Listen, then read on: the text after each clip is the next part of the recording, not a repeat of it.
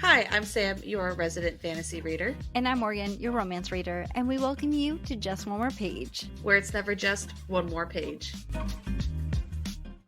Christmas time is here. Oh, gosh. I am so excited for Christmas. Are you? I'm like half and half. Like, I'm excited because it's my baby's first Christmas, but I have so much left to do between now and Christmas time that I'm just like, ugh, I'm so overwhelmed. Listen, I am 100% overwhelmed. I mean, I'm doing my 25 days or really 20 days. I think I'm going to do 20 days of Christmas. And this is, every day I'm going to be recommend a holiday themed book. But on top of that, I'm going to be reviewing them. So I have to read them. And it's a hot mess. But I also just put up my Christmas tree in my room. So I have a small Christmas tree in my room. Sam, please explain to me that when I went to go check it, go get it, I was with one of my friends. I was like, oh, I like this mini Christmas tree. I want to get it. And my friend was like, oh, you should get this one. I was like, no, I really like this one. And she was like, no, Morgan, you should get this one. I was like, no, I think I'm going to get this one. This one is speaking to me. Sam, I put it up and I realized it is... It's the ugliest tree I've ever seen. I got catfished. Hey, they tried to tell you. Listen, let me send you a picture of it. You need to tell me straightforward if I got catfished or not. I also want to say that I did not realize the bottom looked like that. Okay, I sent you the picture of. I sent you the. This is the good side of the tree too, Sam. What the frig? Dude, you have to trim that tree down. Like, first of all, it's inverted, number one. Like, the bottom is bulky up top, and it is skinny as all get out at the bottom. None of the branches makes... You need to trim that thing, at least give it some shape. I did trim it. It does look a little bit better, but I do want to say it doesn't even look like... I can't even say it's a Charlie Brown tree at all. It just looks like it had a rough day, and that's okay. You know what? Every ugly tree deserves a home, okay? So I helped. The ugly tree is going up on our Instagram. That's so funny. I'll post it. We'll post it so you can see my ugly tree if you listen to this episode. But oh my gosh. Have you put up your decorations yet, Sam? No. Gotten your tree? Nope. Sam. But also, I do want to let everyone know that we are pre-recording this. This is only the first week of December. So if you're listening to this and you're like, oh my God, Christmas is 2 weeks away, it is not while we're recording It's December 1st. I already have my Christmas stuff up because I am crazy like that. And then tomorrow I'm going to Trader Joe's and getting my Jingle Jangle, which I don't know what that is, but everyone on TikTok says I need to get it, so I'm going to get it. You're so easily influenced. Listen, by the way, I just want to say right now, I posted a video talking about my top favorite holiday books, and someone commented and said, wow, I don't really need any more books, but I'm gonna buy the first book you recommended. I was like, you're welcome. Yay, you're an influencer. Woo! Woo. Oh, wait, ew, I am. Oh, ew. But anyways, Sam, let's talk about this book that we've been pushing back. And listen, it's not because it's not good, okay? So we're going to be talking about Gwen and Art Are Not in Love by Lex Crocher. And by the way, if you don't know, me and Sam were supposed to review this last week. But last week, we actually talked about, it was our 100th episode. And then we were going to do it the week before that. But then we're like, oh, wait, we have to push Dark Rise into 2 episodes. So, listen, it's been a while, but we got to it. It's getting done. It's getting done. She is here, okay? And it's okay. But before I tell you what the book's about, let me give a special thanks to NetGalley and Wednesday Book Publishing for allowing us to receive this book as an early ebook and also as an audiobook. So thank you so much to NetGalley and Wednesday Books, which, by the way, Wednesday Books is one of my favorite publishing companies. So, hi, I like you. But anyway. Send us more free books, please. Please. Okay, anyways. Let's talk about what this book's about. So this book takes place in the world where it's been hundreds of years since King Arthur has ruled. Now, this book follows his descendant Arthur, who is the future lord and has been betrothed to Gwendoline, who is a short-tempered princess of England, and they've been engaged since birth. Even though they are engaged, the only thing they can agree on is how much they hate each other. When they're forced to spend the summer together before their wedding, Gwen makes a surprising discovery. Arthur is kissing a boy. Dun dun dun. And then Arthur goes digging in her childhood diary and he finds out about her longtime crush on the kingdom's only lady knight. Realizing that they make better allies than enemies, Gwen and Art make a pact to cover for each other as things heat up over a royal tournament. Now, Sam, Did you like it? Did you not like it? What was your rating? I liked it better than I thought I was going to. I don't know what I was expecting when I was going into it, honestly, with like the two main characters having like different love interests, but then they're like supposed to get married. Like, that's a trope that's done a lot. I mean, I've seen it many times where it's like they're, especially in like fantasy, like romance and stuff, it's like we're betrothed to be married, but we hate each other, but we love these other people, and we're gonna like fake our love interests so we can date the like opposite people. And usually it gets like super duper messy, but I enjoyed this book. It was fun. Like, Arthur is hilarious. He like gives no shits whatsoever, and his partner Sydney, or his like body man, I think they were calling him, his bodyguard, he's funny as hell. And like Gwen can be a little annoying sometimes, but she was still fun. But like Arthur was definitely like the star of the show of this book. So I had a lot of fun with it. It was good. Didn't quite see a lot of the ending coming. Like, I knew there was going to be like some stuff happening because they foreshadowed a lot of it, but I was like, oh crap, like didn't see that coming. I enjoyed it. It was good overall, and I liked like the ending, like the last paragraph and stuff, because it kind of felt like a, how do you explain it? I don't even know what I'm trying to say, but it's like the story fades to black, but like the characters keep talking and they're kind of like jesting each other and stuff. Yeah. Like, that's how I felt about the ending. It was just them just like giving each other shit, and it was a lot of fun. So I enjoyed this book overall. What did you rate it? 4 stars. 4 stars? Me too. I really, really loved it. Although I will say the first part of the book, I wasn't really quite sure how I felt about it. And I think it was hard for me to kind of get into the book because I don't know about you, but like the different points of view, because we have Arthur's point of view and then we have Gwen's point of view. I don't know. I was just really confused, and I'm not even confused. It was just like a little bit off putting, because usually when it's like different points of view,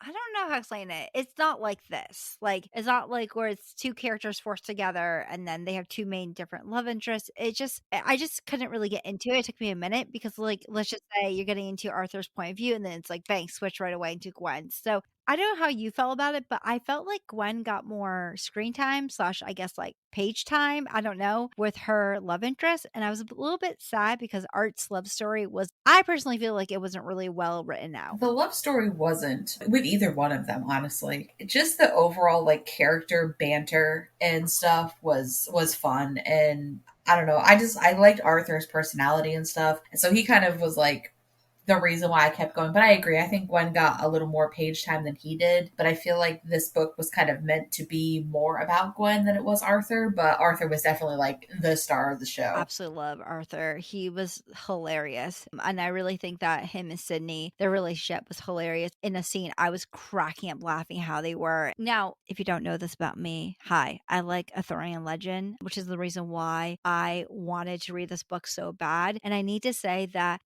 I get the book that this is inspired by it, not really a retelling of it. And yes, they do talk about King Arthur and his subjects and stuff like that. And even like it's a whole trend in their kingdom that people are named after certain knights and stuff like that. But it's not really there. I guess they're like in the past kind of thing. But I kind of was a little bit disappointed because I wanted there to be magic. I wanted there to be like, a villain, which there was a villain. I get the inspired by, but I was just a little bit kind of because I didn't really feel like it was a Arthurian legend, if that makes sense. Like, I feel like you could take that part out and it wouldn't really affect the story whatsoever. Like, this could be taking place in like medieval times with like a king. And I just felt like the writer was just like, okay, I'm just going to do a basic knowledge check. Here's Arthur and Lancelot and Mordred and Morgana, just simple stuff. I really didn't feel like the writer did a lot of research in Arthurian legend.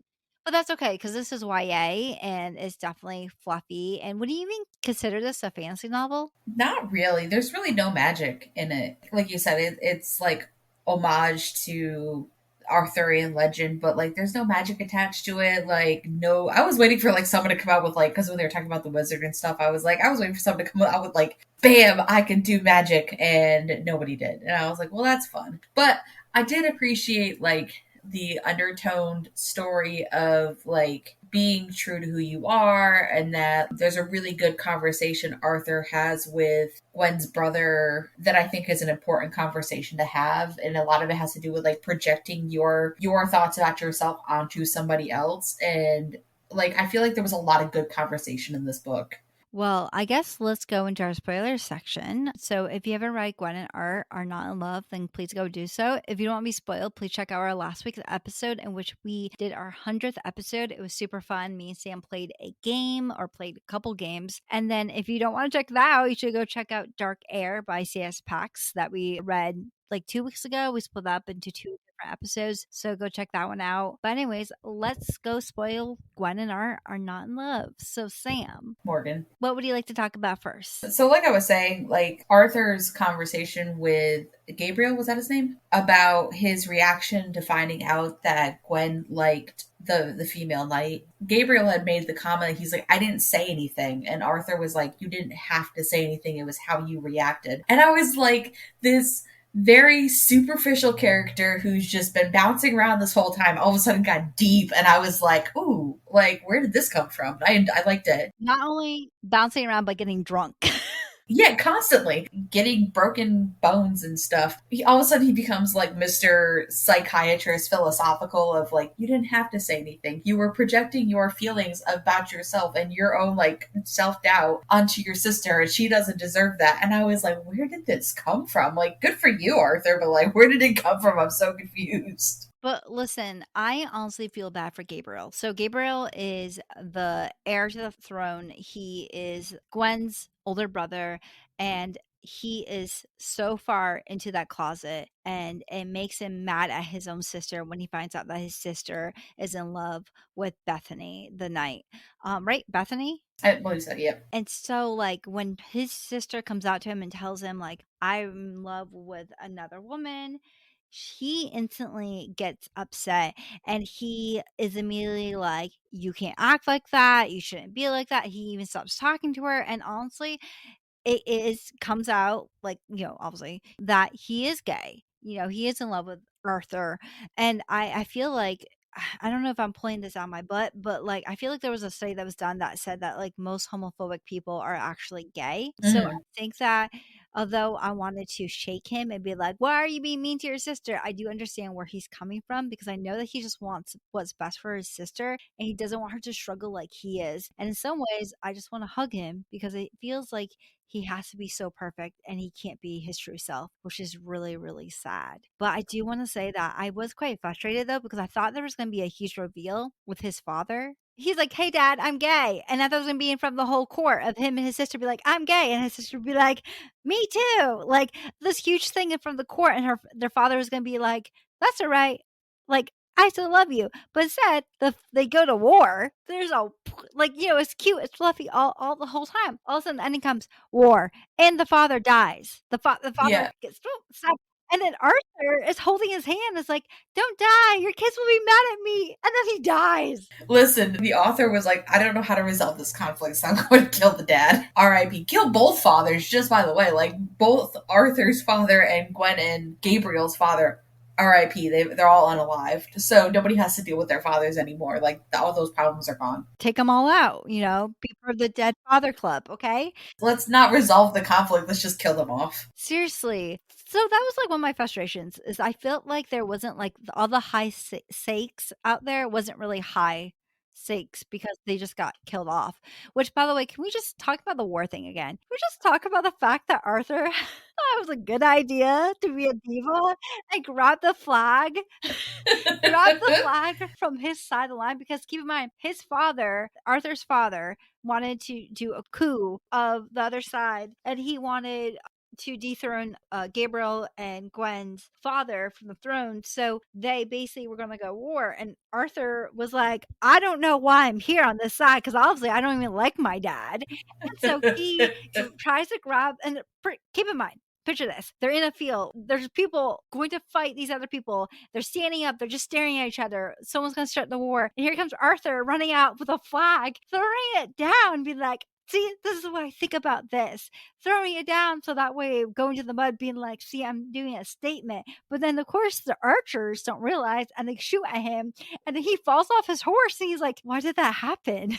I was making a statement. Can you not see I'm not part of them? And then I'm sorry, I'm going off, but like the whole thing of them, like Arthur stumbling through everything, and he was like almost getting killed. And he's like, oh my God, it's this necklace I got that has magic. And Sydney's like, I've been literally saving your life multiple times. Do not take that necklace, does not take like, like, no, that necklace did shit. Like, he's like, are you fucking, he's like, are you kidding me? And Arthur's like, it's my necklace. My magical plastic necklace I got. It's me. It's me. I've been here saving your ass the whole time. Not that dang necklace. Arthur cracked me up through this entire story. Like, and he was just so food obsessed, which was amazing. Like, when him and Gabriel finally ran into each other, and he was like, is there any more mascarpone? And, like, I need to go find some more bread. I was like, dude, stop thinking about your stomach so much. I absolutely love him. I'll be honest with you, I wasn't a huge fan of Gwen. And yeah, womanhood, yay. And listen, let's go lesbians. But like, listen, I loved Arthur so much. He was just so funny. Gwen had a lot of anger. Gwen also frustrated me quite a bit because she could stand up and she just doesn't. And even in the end, when she's trying to get her father's attention and trying to tell her father like what's happening, that his cousin betrayed him, that like, there may be something going on. Her father's like ignoring her. It wasn't until like she saw someone shooting something at her father that she dove to push her father out of the way. But even then she like froze. I don't know. I just wasn't a huge fan of her. Yeah, I wanted more of like Bridget's storyline. And I wish there was more because when she got beat to crap by whatever they call them, the knife or whatever, I kind of wanted like a revenge plot line of her like coming back and kicking the shit out of him, basically. It just never really happened. But I mean, like, she obviously came in and like saved the day during the war and stuff, and there she was, and that was amazing. But like, I wanted her to like kick the knife's butt, basically, because he beat the crap out of her and there was no reason for it. Yeah, exactly. And also, can we just talk about how everyone is hurt in this book? Everybody. Like, she got hurt, and like, I'm pretty sure she had an infection because I don't know, like, I felt like she was constantly in pain and hurt. And then Arthur got beaten up by the way, his dad is not Dad of the Year, okay? We throw that title into the trash because his dad literally was like paying for someone to teach his son a lesson, and then they beat him up to the point where he almost died. He was out for a month, and then he woke up. He's like, my hair. not like I've been out for a month. What? He was like, my hair. Oh no, not the hair. This poor dude. Like, he's been through it. He got his butt handed to him. He then tried to fight a war, which he was not prepared for, and then he witnessed his boyfriend's dad dying, and then he saw his dad die. It was honestly a hot mess. But can I just say one thing I thought that was going to happen in this book? Yeah. I know they were talking about the sword, right? I thought that because there's a part where Arthur goes into this garden and he meets Lucifer, aka Merlin, which is, that whole cat thing is funny too. The fact that he's like, this is Lucifer, I already named him, and Gabriel's like, actually that's my cat and it's named Merlin, and he's like, no, it's Lucifer. That's a stupid name. I honestly thought was going to happen was I thought that they were going to go to war. It was going to come out that the kids, the royal family, are just gay, and then Arthur was going to be kicked out, but then Arthur was going to come back, stand up to the father, and then pull out the sword from the stone, and he's like, oh shit, you're the true king. But that never happened. I don't know, that was quite disappointing to me because I was like, wait, I wanted something more than that. Can we just also discuss too, it was Excalibur number 9. Yes. How many swords did you lose? They're like, we just kept losing them. I was like, how do you keep losing a sword? You're like me with headphones. I don't know. I wanted something more from that. So, did you like the love story of both of them or no? I really could have honestly cared less for both of them. I understand the reason why the love story was there. It's supposed to be like this like struggle about identity and stuff. But I just didn't really feel much of a connection between any of them. I did appreciate Bridget being like, we just met each other. Like, I'm not going to give up my whole life for you right now because we're just getting to know each other. Because Gwen was asking her to give up everything, which I think is a little selfish of Gwen. And also too, it showed that Gwen wasn't listening either, because Bridget had talked about prior that she was courting another girl and the girl wanted her to stay back and she said no. And then Gwen asked the same thing of Bridget that other girl had also asked of Bridget, and it was like, are you listening to what she's saying to you? Because clearly not. She's already told you once that she won't give up everything for somebody, that she's kind of living her dream right now, so why to ask her again? So that was a little frustrating. But I don't know, I feel like the Arthur and her brother's storyline kind of was, I don't know, kind of forced a little bit. Like, I get the whole like bird scene and stuff, but I don't know, I wish there was a little more like either enemies to lovers, like you can't deny the attraction, or just a little more of like a fluid attraction to each other. It just kind of felt like it just like happened and they got smushed. Yeah, I honestly agree. I don't know. I guess I wanted more from the romance too, because I definitely feel like it was just once not well developed. And I do agree with you. I feel like it doesn't even really need to be in there. I could have just done with an hour of just Arthur just talking, being sassy. Did you have any favorite scenes or quotes that you liked? Like, I'm not really good at like remembering quotes and stuff, but I liked the part where Arthur got like stupid drunk and he just like climbs into Gwen's window and all you hear is him going, incoming, or like, we're on our way, and they just crawl into the window and stuff, and they're like, oh my god, and like everyone keeps going. Like, I think someone had made the comment of like, as long as Gwen doesn't get pregnant, then nobody's gonna care that he keeps like showing up in her room and stuff. And I'm like, but they have to have sex first. But that's besides the point. But when he was like, yeah, we're just incoming, like we're climbing through the window,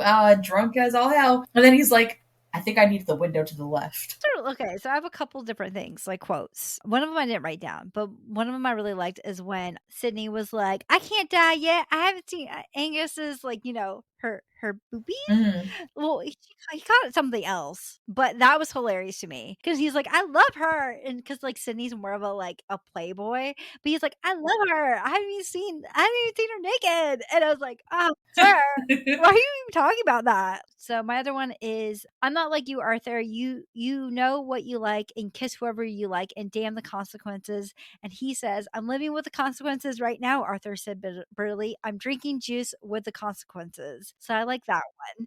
And my other favorite ones was with Gwen and Bethany. And it was, I don't even like him, Gwen said eventually. And, sorry, Bridget. And Bridget laughed quietly. He grows on you like mold, said Gwen, like one of those plants that strangles trees. Which I found to be hilarious. But I love this book, and I definitely recommend to anyone who loves to read cute YA books, anyone that wants to laugh. If you want something that's true Arthurian legend, probably don't check this one out, but I loved it. But yeah. Any other last thoughts you want to add into this, Sam? Don't go into it for the romance. The romance isn't great, but like as a story, it was a fun ride. I enjoyed it. Arthur was funny as all get out, and I still give it 4 stars even with some of its flaws. But that's how much I thoroughly actually enjoyed the story. It was fun. I enjoyed it. Thank you, NetGalley. So next week, we're going to be reading actually one of my favorite books, or my favorite book series. And we are going to be reading The Lightning Thief by Rick Riordan. And this is the first book in the Percy Jackson series. And you're probably wondering, okay, this book came out like a while ago, like maybe, I don't know, 10, 20 years ago. And you're like, why are you reading such an old book? Listen, Percy Jackson, the TV show, is coming out, and we need to read this book because Sam needs to be in the inn and she needs to know what this book's about. Okay. But I am so excited about this. I'm so excited about the TV show because the movie sucked. But anyways, if you guys enjoyed this episode, please remember to rate us on Spotify, as it does help push our podcast out there. Also remember to follow us on Spotify, Apple Podcasts, and basically anywhere else you can find a podcast, you can probably find us there.